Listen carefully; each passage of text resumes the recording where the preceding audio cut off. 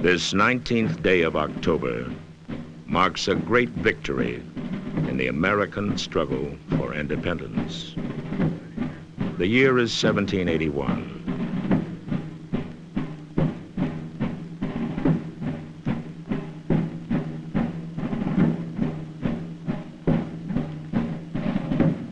The cadenced beat of drums rolls ominously across the clearing that will henceforth bear the name Surrender Field.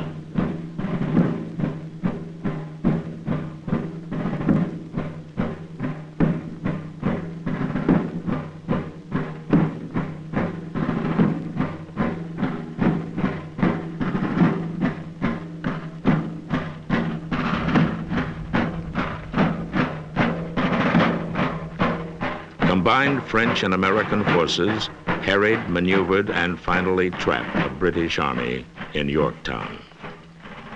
The siege ends in surrender.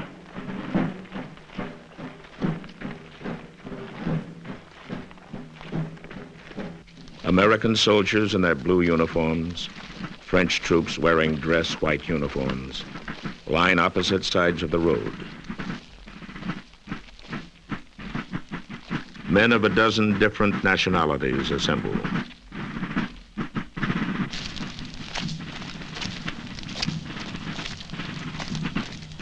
Each is counsel to his own thoughts.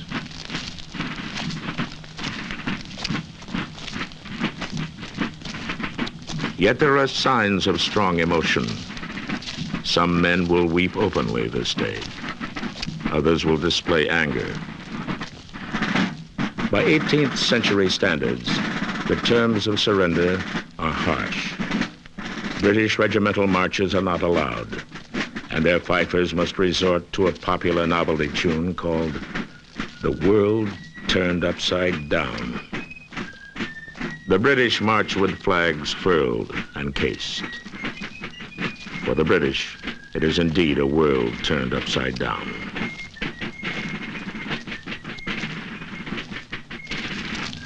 Outwardly, it will seem that Allied joy and British humiliation lay hidden under a facade of strict military discipline. A few have chosen to deaden their feelings with too liberal a ration of rum. New uniforms bolster British morale for this agonizing march.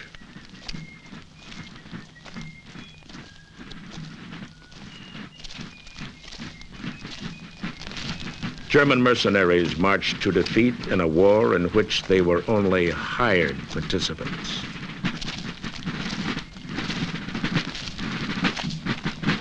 Some Americans cannot help but flash a broad grin or utter a forbidden snicker.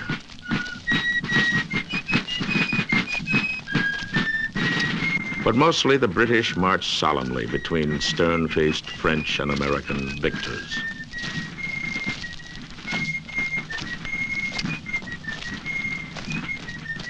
Word of the American victory spreads quickly as hundreds of civilians rush to see a British army lay down its arms. Few realize they will watch a turning point in world history.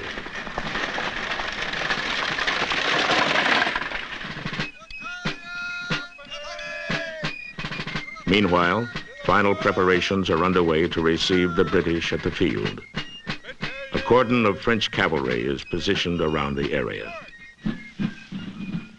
This day will avenge American defeats at Breed's Hill and Brooklyn Heights. It will thaw the bitter cold of Valley Forge and Morristown and ease the painful memory of such disasters as Camden and Charleston.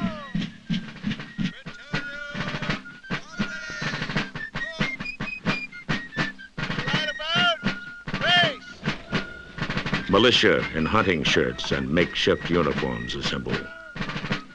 They are farmers, shopkeepers, and tradesmen turned soldiers, welded together by an ill-defined cause called liberty. They are an army of ragtag warriors today. Tomorrow they become citizens, struggling to create a constitution and a system of state and federal laws. For some, Yorktown is but a promise.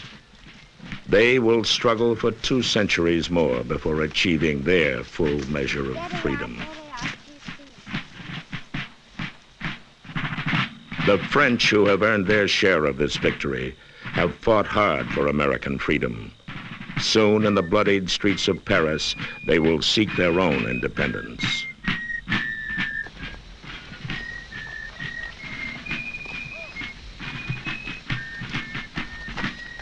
Come on, Mom.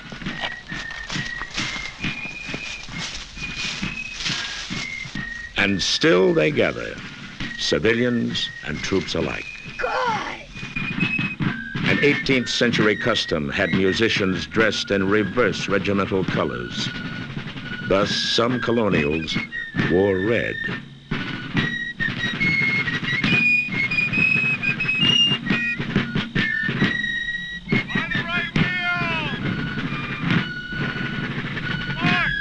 It is ironic that America began at Jamestown, not 20 miles from this field.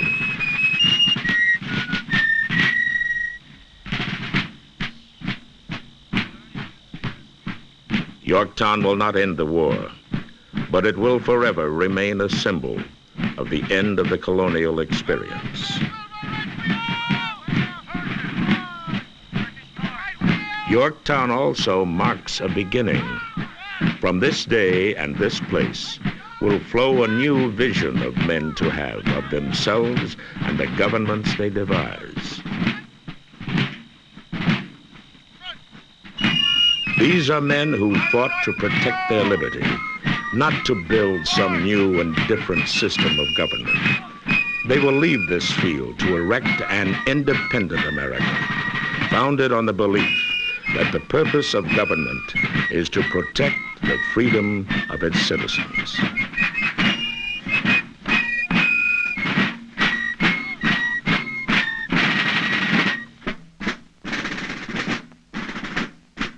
A constant stream of Redcoats pours onto the field, replacing those troops who have already surrendered. Round your firelocks.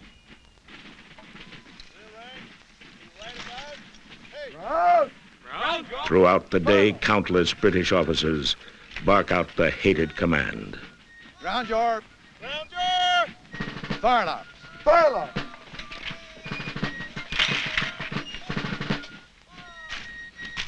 Some Englishmen will remain in America to share in the freedom won so dearly by their former enemies. Many of the British who return to England will come to believe that this surrender to an army of farmers and merchants has saved the empire from tyranny. Here, too, the seed of self-determination will take root and flourish.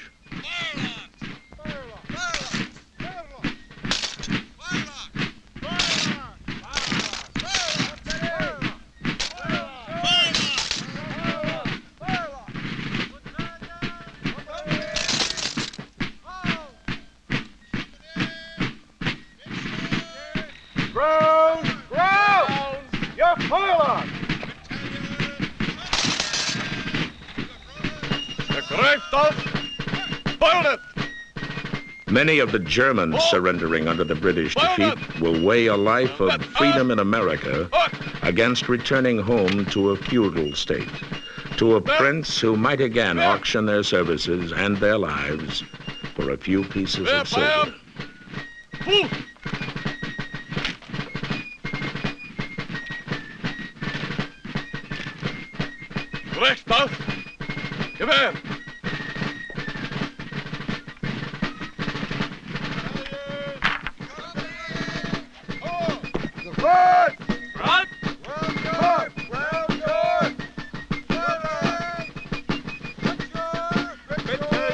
From this surrender at Yorktown, there flows a single idea, that men need not abandon their fate to governments they cannot control.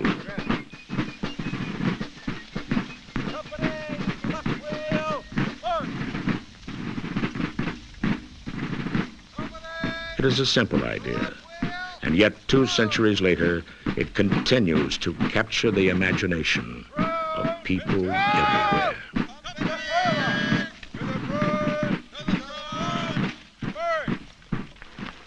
Whether by peaceful evolution or bloody acceptance, the idea will not die. Often it must be reasserted and the struggle refought. But the idea remains that men are and of right ought to be free.